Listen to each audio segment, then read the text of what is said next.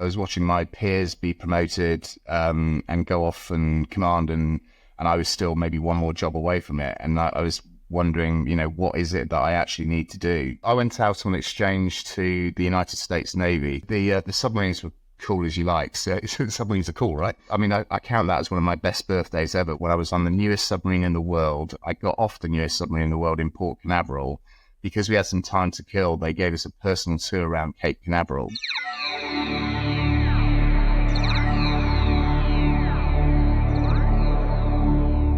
I was a submarine warfare officer. I'd completed the submarine command course and been second in command of a submarine already. At that particular time, obviously, I was eager to be captain as soon as I could, and there were obviously steps to get there. But there's a bit of losing direction as to whether this was actually going to happen or whether it wasn't going to happen, and possibly some frustration that went with that. And then this defining moment for me changed everything, because it sort of set me in the right direction. It changed the way that I looked at things. I was already a humble leader, I think, but actually it gave me even more humility, and it gave me an example that I hadn't had before. And to be fair, I haven't seen since, but it changed my leadership style and ultimately made me the leader I am today. So tell us what the moment was and how it came about. So it sort of built up. So I went out on exchange to the United States Navy, to an organisation called Devron 12, which sounds like word lettuce, but it's actually it's a submarine squadron that was responsible for development. The guy who was leading it, a guy called John Richardson, who went on to be Chief of Naval Operations under Barack Obama and also under Trump, was the leader at the time. And what he did for me, in one moment actually, when I think about it, just before my birthday in 2005, was take me on the newest submarine in the world to do its qualification, but also allowed me to express my own views about what I thought they could do better, and enabled them to receive that information effectively. And within that one seminal moment for me, what he'd done was change everything. He'd enabled me to communicate effectively with a totally different Navy and an operating pattern, and have that information received effectively, such that they took action on what I'd observed and respected that opinion. You say he took you on the submarine for its qualification. What were you actually doing on that submarine in that qualification process? So basically, when submarines go out on operations just before, and this is for the Royal Navy as well as the US Navy and many navies actually, they do what's called a pre-qualification. So in the US, it's called POM certs, which is pre-underway certification. And in basic terms, they go out and they undergo some training, but then some certification, some examination to show that they can actually do the tasks that they're going off to do. No submarine ever goes to sea without being trained properly, because things go wrong. You want to make sure that the crew have experienced what those things are and are able to deal with them effectively. And this is one of those.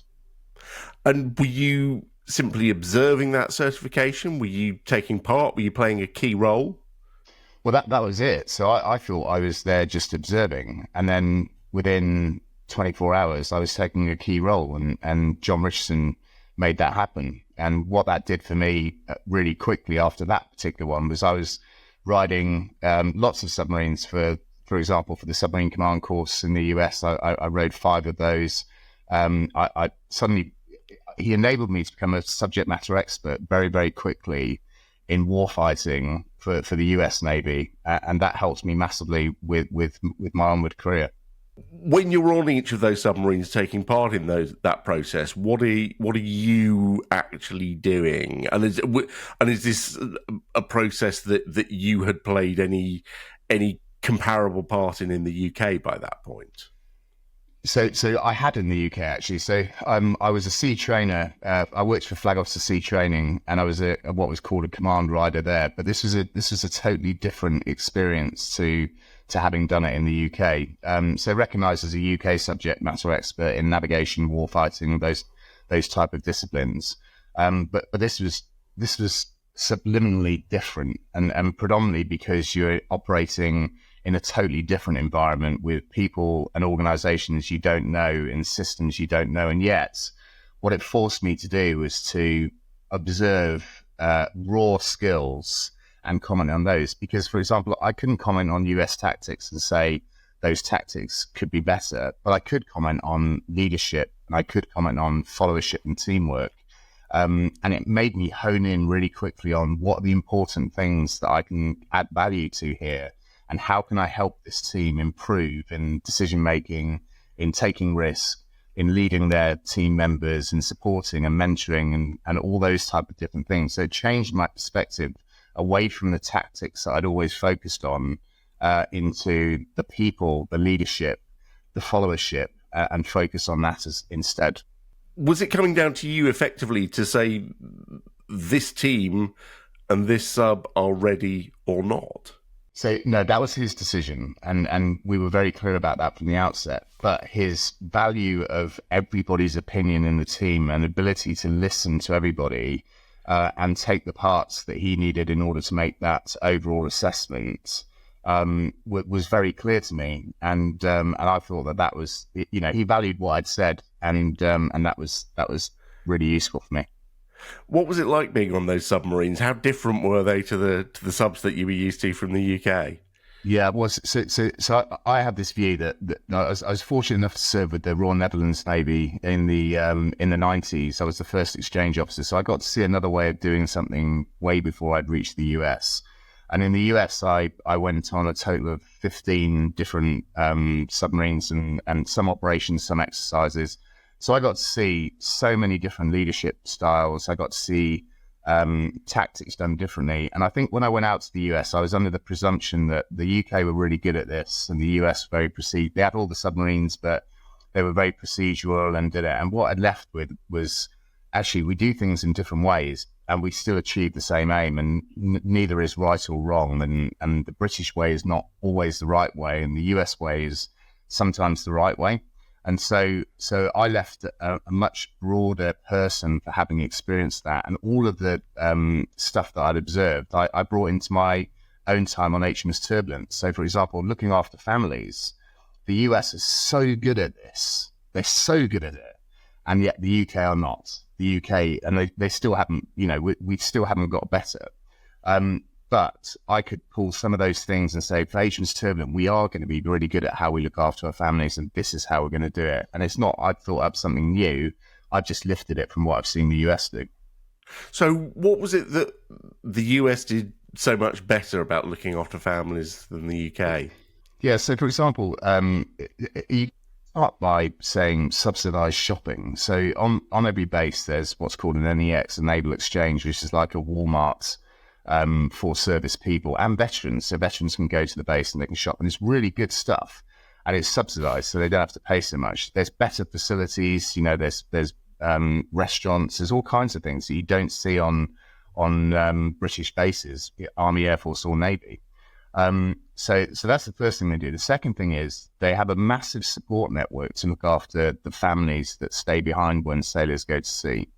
And the way they structure it is, for example, the captain's wife ends up playing a massive part in this and leading it effectively. They send the wives off on leadership training to manage the communications and to manage how they build that community for the submarine family. And we haven't really developed that yet. So many things, and people will turn around and say, well, that's the Americans, that's what they're like. And you go, well, yeah, that is the Americans, and that's what they're like, but it's really good. It means when somebody's struggling, they can go to people they know to ask for help, and everybody helps each other. Do you feel, even if you couldn't spread that culture through the whole of the Royal Navy, that you were able to bring some of that back, at least to your own operations and your own teams? Yeah, we did. We definitely did that. I mean, I learned also that the personal interaction between the captain and the families, and the personal interaction with the captain and the crew is really important. So, for example, if I was writing to the families to let them know what we're about to do without the classified stuff being involved in it, I would make a point of personally writing that letter and using a pen to put the name and sign it properly and just personalize it to those individuals. And that took huge amounts of time and effort, but was really, really important. And I learned that in the US from John Richardson, because that's what he did. And I thought that is just an amazing idea. You mentioned, I think, was it 15 submarines you got Yes. on in the US? I mean, physically, what were those submarines like? And for someone who spent their career on submarines, what was it like to see that different range of boats? Well, I have to say that the submarines were cool as you like. So submarines are cool, right? So I got to ride the Virginia class, which was, I mean, I count that as one of my best birthdays ever. When I was on the newest submarine in the world, I got off the newest submarine in the world in Port Canaveral. Because we had some time to kill, they gave us a personal tour around Cape Canaveral, to the places that people don't go to. And then I flew back to be with my family, and all in one day. And I said that was just an awesome day. But then equally, I've ridden the Seawolf and I've ridden the 688s. And they always amazed me. The technology was incredible. Fast submarines, absolutely committed crews to what they're doing. And probably the one variance I would say is that how the submarine operated was generally dominated by the type of leadership style. And sometimes there were good leaders, and sometimes there were leaders that were not so good. And that showed very much in how the crew operated. And that's exactly the same as the UK. It's exactly the same in any organization. The businesses I've worked in since I've left the military, there are good, well-led businesses, and there are very poorly led businesses, but leadership ends up being the key to everything. For those of us who haven't spent time on submarines, even if we think they are cool, how different physically are those? Because in my head, it's kind of like, well, how different can a metal tube underwater be? But I guess it could be much huger or much smaller, or actually, are they all limited to being roughly the same inside? No, they are very different. I mean, the size of the submarine determines what's in it.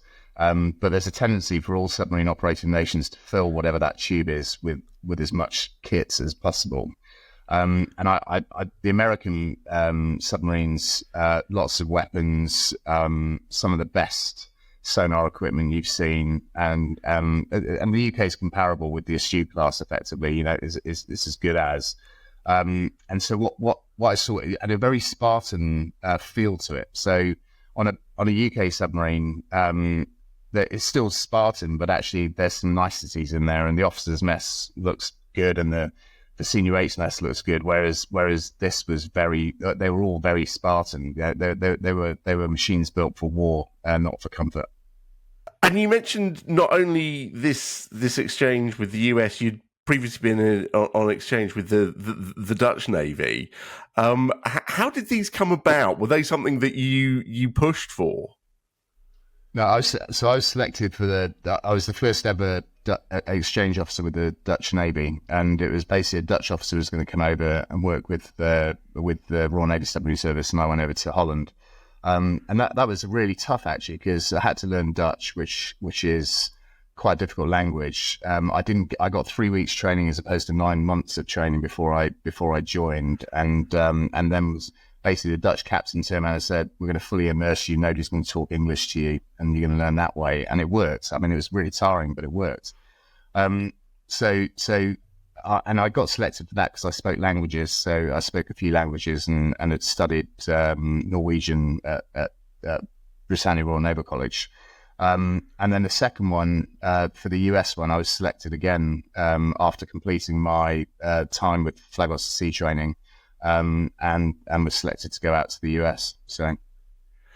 So you get this experience. You've already done the exchange with the Dutch Navy. You go to the US. You find yourself given this opportunity to observe all different kinds of leadership. You come back to the UK. How different were you when you came back from that experience in the US? I think I was very different, and it was. I've described the seminal moment that changed, but actually, what John Richardson did for me over the next year and a half was coach and mentor me, and put me on programs that I would never ever have got access to, like going to the Naval War College and studying strategic studies and a variety of other subjects. So what he did very cleverly was I was doing my day job and learning all this stuff and giving back to the US Navy. But he was basically giving me all the tools that I would need for command when I got back without me realizing that was happening. And then I got selected to go to the Advanced Command and Staff course and do my Masters in Defence Studies. And predominantly that was all down to him. He was the man that pushed in my reports for me to go off and do that course. I was selected, and I was selected for command as well. So I see he in his head, and we've talked about this since. So when he finished being Chief of Naval Operations, we got back in touch, and we had discussed this, and that was his plan. He saw something in me that maybe others didn't, maybe I didn't, but he saw something that he said, right, I can invest in this, and I'm going to make sure that I give Ryan everything I can to make sure he's prepared and succeed in command, which is what I did. You say he saw something in you that you didn't, because you said you were a bit aimless before you went on this. I was wondering what was going to happen next. I was watching my peers be promoted and go off and command, and I was still maybe one more job away from it. And I was wondering, what is it that I actually need to do to do it? And actually, what I really needed to do was to break out of the UK system and go and experience something totally different and have other people observe and see what I was capable of. And that's how it worked out. So what kind of person did it make you? He made me much more, and everybody talks about strategy and tactics, but I think before that I was quite tactical and short-termist in the way that I led, and I would look at, I don't know, a month down the line possibly, whereas John taught me very much to look a lot further out, and because if you're continually firefighting near-term things, you never ever achieve what you want to do strategically. So when I knew I was going to HMS Turbulent, I spent that year doing my Masters also preparing to go to HMS Turbulent. And when I got to HMS Turbulent, it wasn't about month 1 or month 2. I was thinking 18 months ahead about what we needed to do in order to be ready for that. And so that gave me the ability to bring my own team on that journey as well and teach them to look further out and make the most of their capabilities.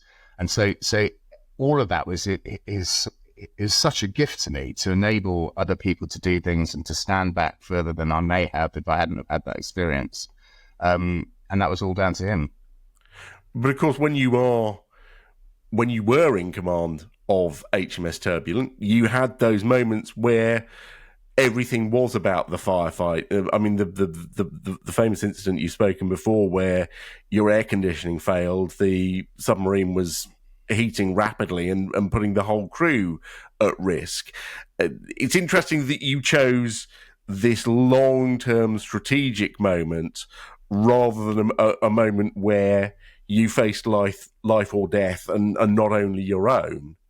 Yeah, so I see those moments as leadership moments. I mean, that was an exceptional leadership challenge, and for a lot of people would say define your leadership style, and I don't think that did define my leadership style.